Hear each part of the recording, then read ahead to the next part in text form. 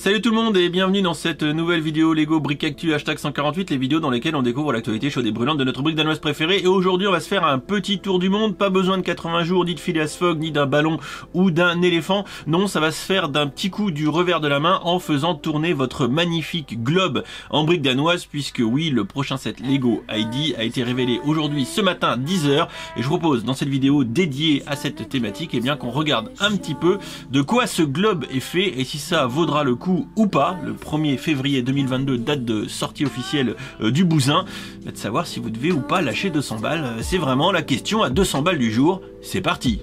Wow, mais quel programme cette brique actu! Alors si t'aimes, t'oublies pas de laisser un pouce en l'air et surtout, tu t'abonnes à la chaîne et que t'actives les notifications.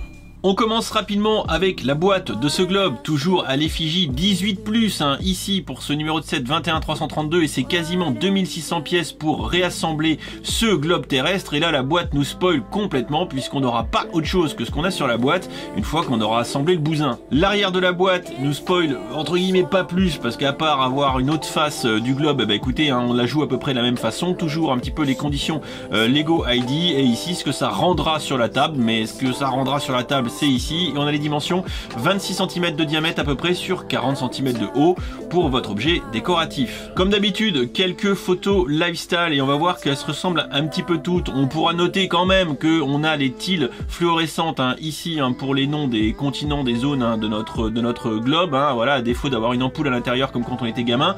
Marie-Josiane et Jean-Michel qui s'extasient devant leur globe en essayant de réviser leur cours d'histoire géographie. On leur souhaite bon courage. Voilà un petit peu la gueule du produit fini. Bah écoutez, hein, je pense que la devanture de la boîte hein, nous a déjà un petit peu spoilé le contenu. Ici un petit peu les techniques de construction qui vont être mises en jeu, c'est-à-dire une armature technique sur laquelle on va faire des bandeaux qui vont très certainement se répéter à l'infini pour ensuite faire du plaquage d'éléments de décor ou de continent, hein, on va dire ça comme ça. L'élément que je préfère moi concrètement, c'est ici l'arceau support, un effet bois qui est plutôt sympa, et le socle. Je pense que tous les gens qui auront eu le produit dans les mains sont assez unanimes à cet égard, à savoir c'est l'arceau et le socle qui sont très certainement les plus stylés.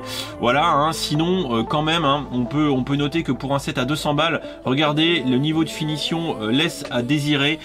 J'ai quand même envie de vous dire que pour le coup voilà, hein, peut mieux faire, mais peut-être qu'on a atteint la limite de l'exercice par rapport à ce que Lego nous propose ici. Retenez bien cette photo, puisque rapidement je remontre ici l'idée de base qu'en avait fait Guillaume Roussel, le Frenchie. On peut quand même dire que de ce point de vue là, et depuis très certainement un petit moment, ça fait longtemps qu'un projet Lego ID avait été si peu modifié par les petits gars de chez Billund. Bah je sais pas ce que vous en pensez, mais si vous regardez ici le globe ou encore sur celle-ci, bref, vous l'avez compris, on a droit à un globe. Et si je continue à faire défiler les photos lifestyle, bah on voit que Jean-Michel le photographe hein, a pas l'air d'avoir kiffé sa vie, puisqu'il a dû faire des photos en faisant tourner le globe.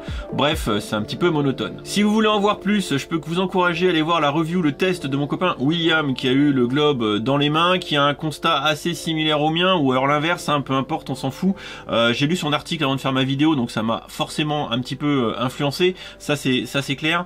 Et c'est vrai que voilà, l'arceau de support est vraiment tip top. Les photos de William aussi, vous avez toutes les techniques de montage qui sont ici, et a priori c'est pas que du fun à monter, hein. On peut se retrouver un petit peu comme dans le Colisée hein, avec des montages extrêmement répétitifs. Voilà, bien sûr hein, ça donnera des idées d'étoiles noires à beaucoup de monde, ça j'en doute pas une seconde. Et peut-être que j'ai envie de vous dire que comment dire, l'étoile noire ça rendrait peut-être un peu mieux au final que ce globe qui quand même a finalement une finition assez limitée hein, quand on regarde bien d'un petit peu plus près. Voilà, je pense à mon sens que ça vaut pas ces 200 €. Bon, un petit tour qui est vraiment très rapide, hein, mais je pense qu'en même temps faire le tour d'un globe terrestre ça va vite, hein, mettre un petit coup de main comme ça tourne, et emballer c'est peser. On pourra pas faire de cours d'histoire géographie avec ce globe, on pourra en faire de la décoration si tant est qu'il soit posé assez loin pour pas qu'on voit l'écart entre les plaques visiblement. Moi je partage la conclusion de William, c'est-à-dire est-ce que Guillaume Roussel est tellement bon que ce qu'il a proposé, Lego n'a pas pu l'améliorer? C'est une possibilité, William l'évoque et je suis assez d'accord avec lui. Ou est-ce qu'en fait le designer il s'en tapait la rondelle et il s'est dit bon en fait je m'en fous, on va laisser ça comme ça.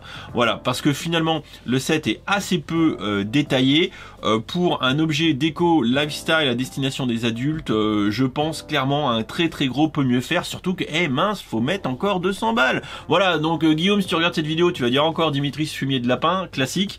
Pas la peine de t'agacer, puisque dans l'absolu là-dessus. Que le set soit bon ou soit mauvais, de toute façon c'est toi qui as raison, parce que tu vas te remplir les poches de briques avec ce set, et tu devrais pouvoir en toute rigueur te payer une petite maison tranquillement, enfin une grande maison même, hein, soyons honnêtes, ce sera plutôt une grande maison.